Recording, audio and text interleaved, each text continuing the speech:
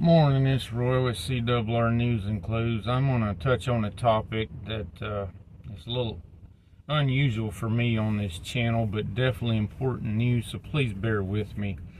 We've got the supposed Comet 3I Atlas has come in, passing through our solar system. It was seen on Earth-based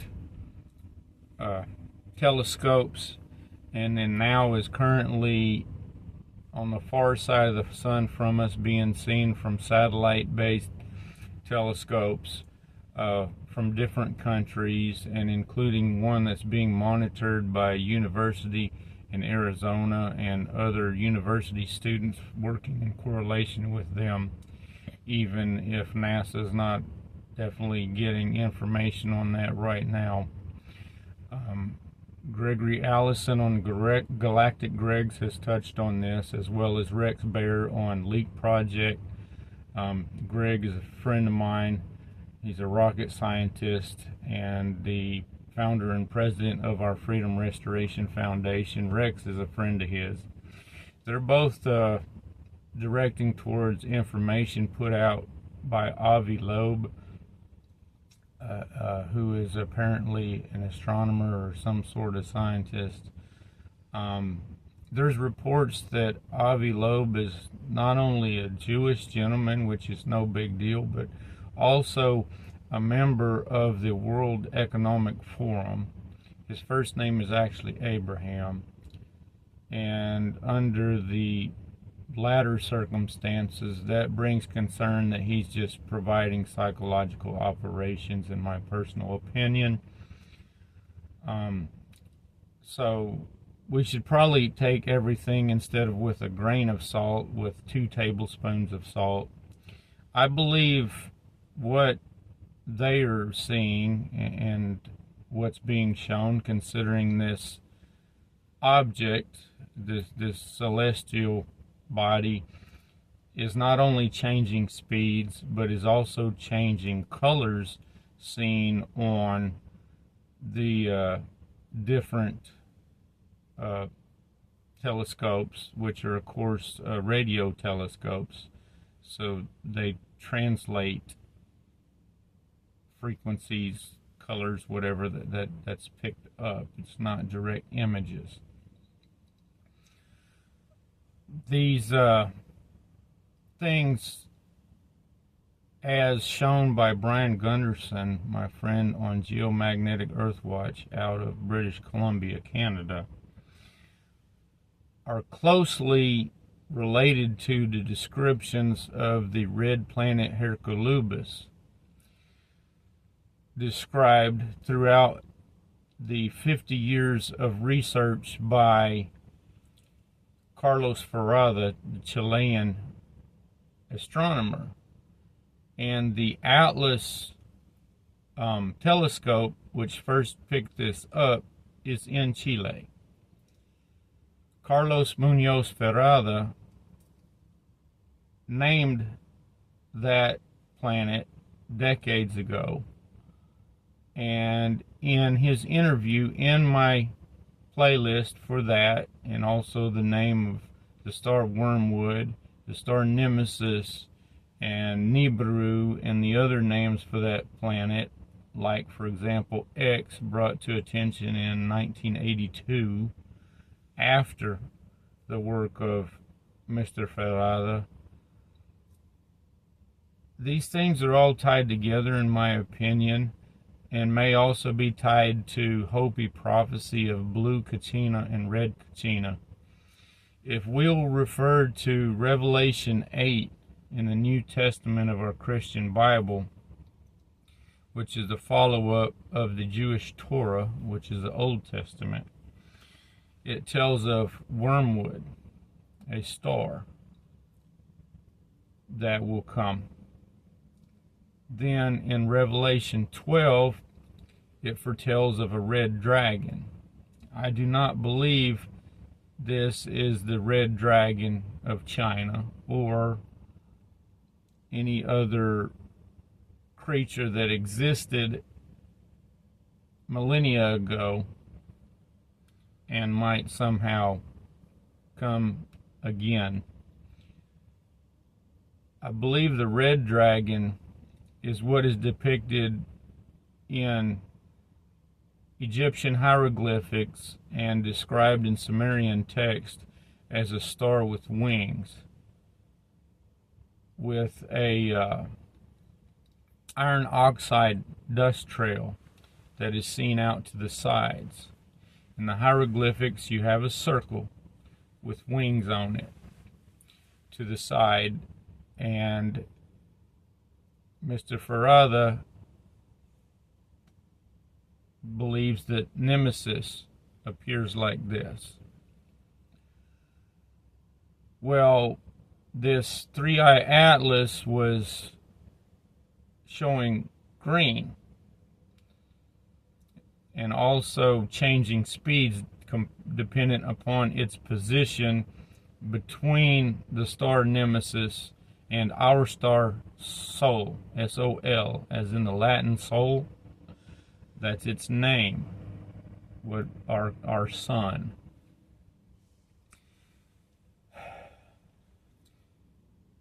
We most likely, according to Egyptian hieroglyphics, are in a trinary star system.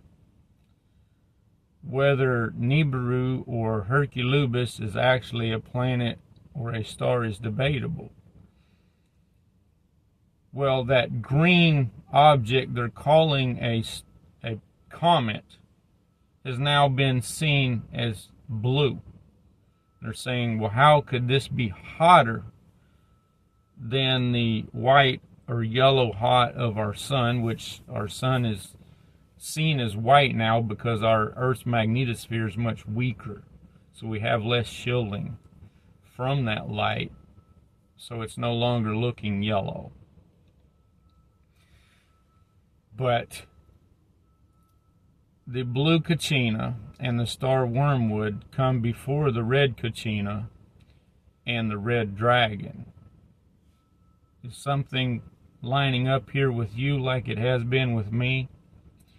Now, our Earth is seen from a distance as blue and green. So is this actually another planet that's got greenery and it's got lots of blue water on it? But they're claiming it's emitting a light. Okay, well, if it's by Sol, is it reflecting light like Earth reflects light, depending on which part of Earth is rotated towards Sol? Or is it a star? Nemesis is a brown dwarf star with an iron oxide trail, dust cloud around it. As Brian and a few others have explained, if you're on Facebook, you can follow his Geomagnetic Earthwatch also. And I have posted on my page, Cowboy Roy Rogers, the posts of Rachel Bennington and Leah Fox, that they have gathered information from others and even shown the Egyptian hieroglyphics that I may try to pin on the front of this video if I have a downloaded image so you can see it. And sorry I'm going through this slowly, but all these thoughts have built up over weeks, and especially the last couple days with reports from Greg and Rex regarding new information. No matter what, we need to be aware and prepared. We need to have an idea what's going on. All this political stuff is meaningless if we're coming into a magnetic reversal of the Earth that's going to cause great cataclysms. But it's prophesied not only in Revelation but in Daniel and other books of the Bible that all these things will be occurring at the same time. The wars and rumors of wars, the famine and pestilence and so forth. Long before any tribulation, long before the coming of Antichrist. And the 3.5 years of supposed peace, and then 3.5 years of great tribulation. Many things have to line up first, including the building of the third Hebrew temple, which everything is prepared to do that. One of the unblemished red heifers has already been sacrificed in Israel, I believe in what was originally the city of David.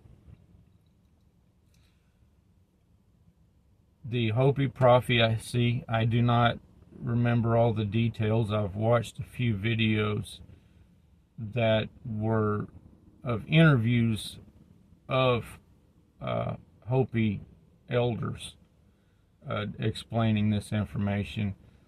Some of that information is in my prophecies playlist. What is specifically on these stars and planets is in the playlist for them. And some of the stuff on this supposed comet are in my space news playlist. So it's kind of spaced out a bit, but more for what it's dependent to. So if you're in my video, you can click on the channel icon that shows the cowboy riding the tanker trailer behind a white Peterbilt with all the colored background, and it'll take you to the main page, and you can go select on playlist and scroll through all the different survival playlists and the gardening and foraging and anything you may think of I've put together to help myself be able to go back to, but more importantly to help those who subscribe to my channel. I have reason to believe from everything I'm seeing that 3-Eye Atlas may very well, as Brian explains, be the planet Hercólubus, which was described and named Nibiru by ancient Sumerians.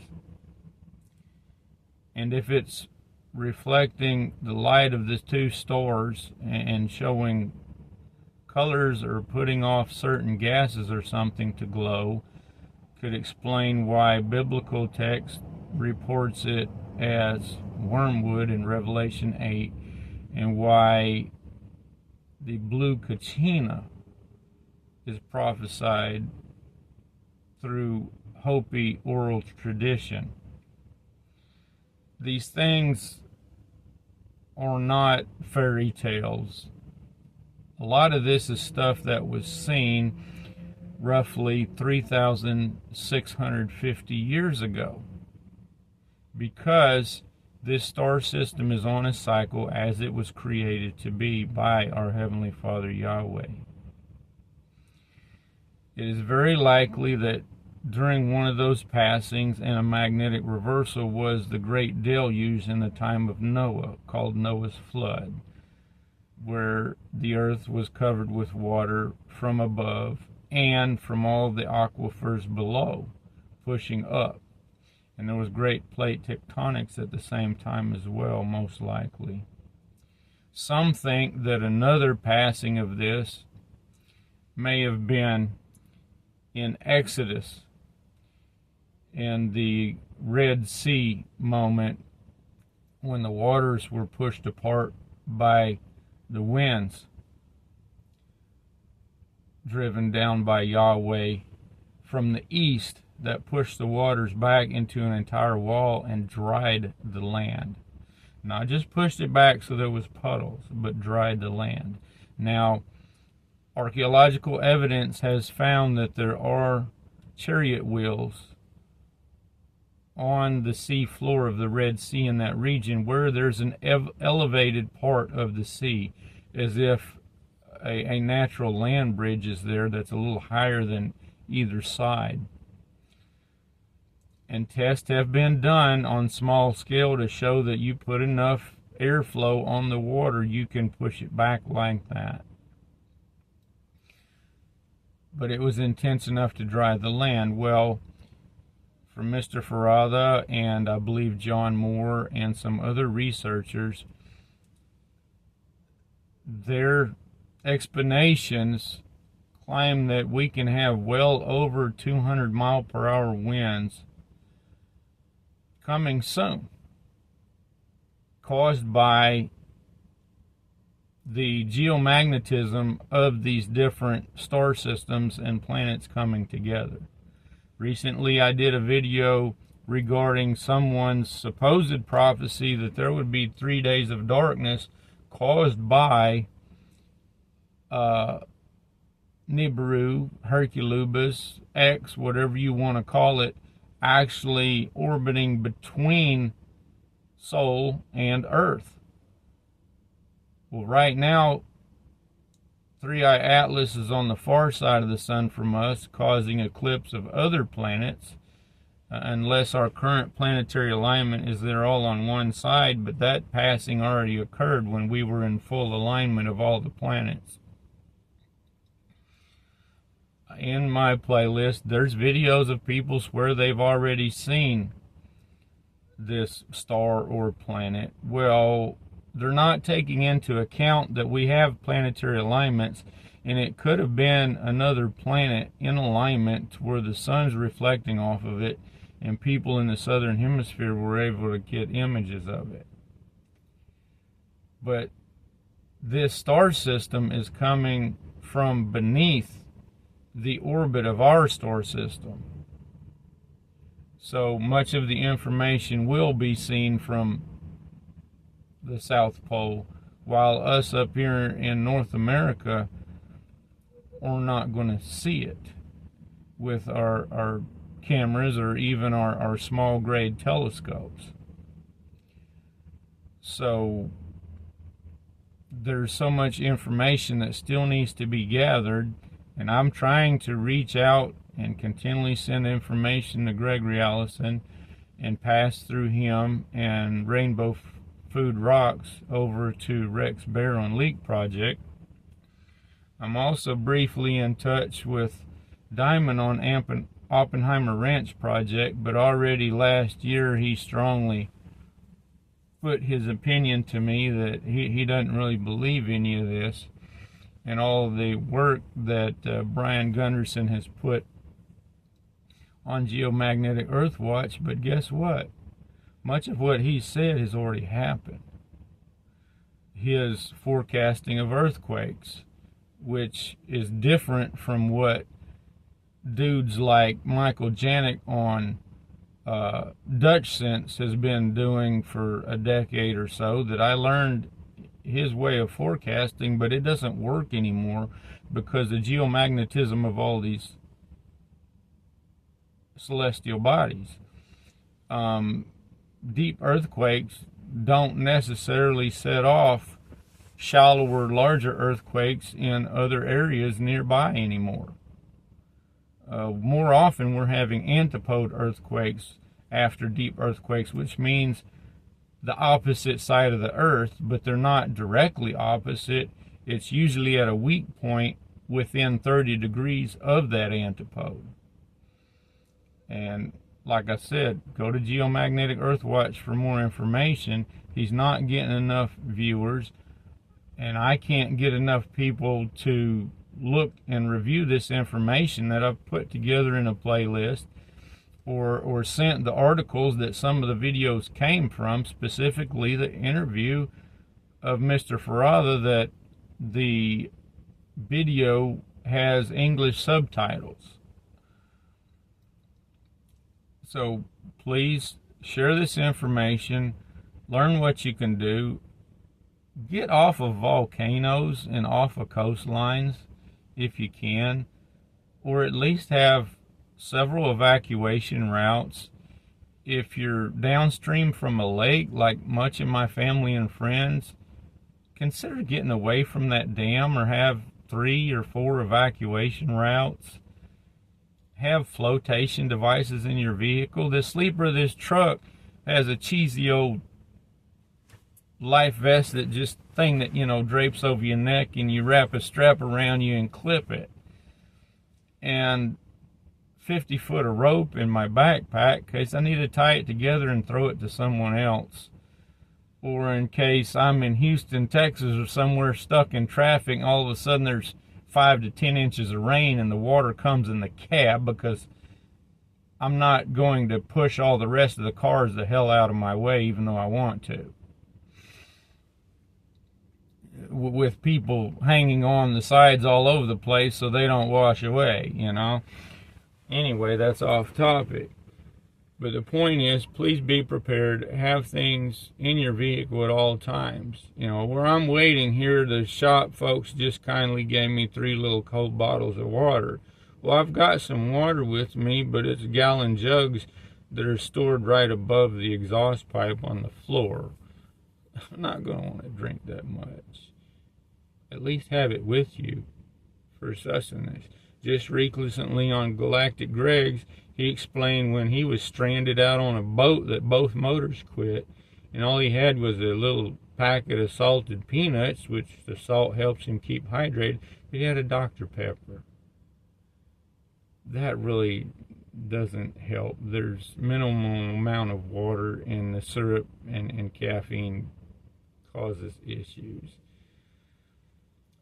So, like I said, I've got a sorted playlist. We're going through societal breakdown in regions, especially the stupid cities, because people are so indoctrinated, and there's such a level of demonic evil that people have opened themselves up to and let those entities come in. And it's going to continue to get worse. So please learn what you can. Don't let any of the information ever cause fear, because that causes you to quit using your pineal gland and just thinking straight. Your third eye, as some people call it. But don't just try to rely on that either. Those that think that they're going to reach enlightenment tend to open themselves up to drawing in demonic entities, and they think they're talking to their ancestors and this and that when they aren't. And the longer they do, they come to find out that it's demons, because the things start trying to control them and coming out through their visions and dreams. Just reach out for our Creator through His Son, Yeshua HaMashiach, Jesus Christ Messiah. Simple as that. The very first wireless communication has been available for millennia throughout the entirety of the human race. It's called prayer. It's real easy. And guess what? You don't absolutely have to go in a corner or a closet on your knees and bow your head and fold your hands together. Because if something occurs and you're thankful that you're pulled through it, like behind this steering wheel over here, you don't close your eyes to pray while you're going down the highway. You just think or speak. That's all it takes. So I will ask you to please pray for discernment, guidance, and truth in all things, including with any information that I provide. And especially any information off of people who are members of the WEF or the UN or any of that, and media and politicians. It is prophesied recently that 95% of politicians in U.S. government, and probably the bureaucrats also, are corrupt. That means only 5% of those 100 senators and 300 some odd House representatives are not corrupt. 5% of those people working for us. So say just say out of 400 and something people. So we've got what, 20 to 50 that are okay. That kind of goes through everything. So thanks for your time. Please try to be a blessing to others, and please share the information. May Yahweh bless you in the name of Yeshua.